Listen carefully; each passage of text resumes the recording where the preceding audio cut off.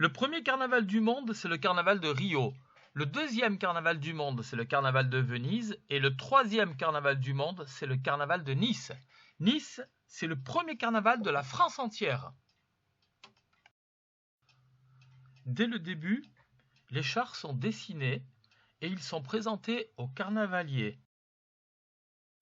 Ensuite, il y a des sculpteurs qui taillent dans du polystyrène les personnages qui seront sur les chars.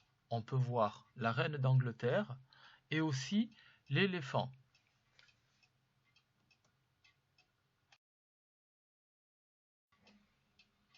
Pour leur donner une forme, ils ont beaucoup d'outils.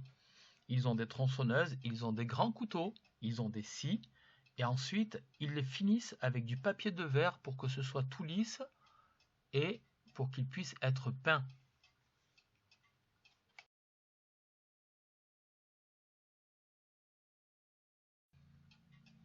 Ce que vous voyez sur les photos, c'est la trompe qui est en train d'être fabriquée.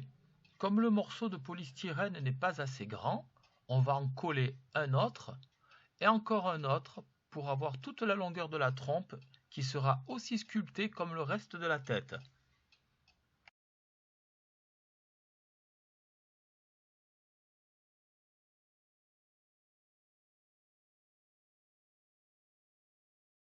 Lorsque la tête de l'éléphant est terminée, elle est amenée à la maison de carnaval.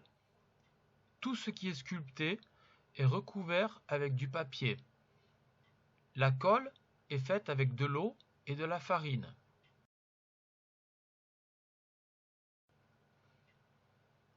Le polystyrène est très fragile. Il peut se casser à n'importe quel moment.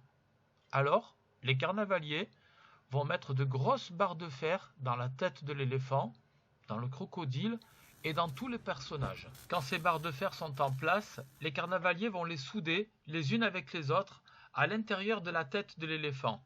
Quand ce sera fini, rien que cette grosse tête pèsera 200 kg. Vous entendez le bruit des soudures ? La tête est montée sur le char et le peintre carnavalier va lui donner toutes les jolies couleurs. Le bruit que vous entendez, c'est le pistolet à peinture.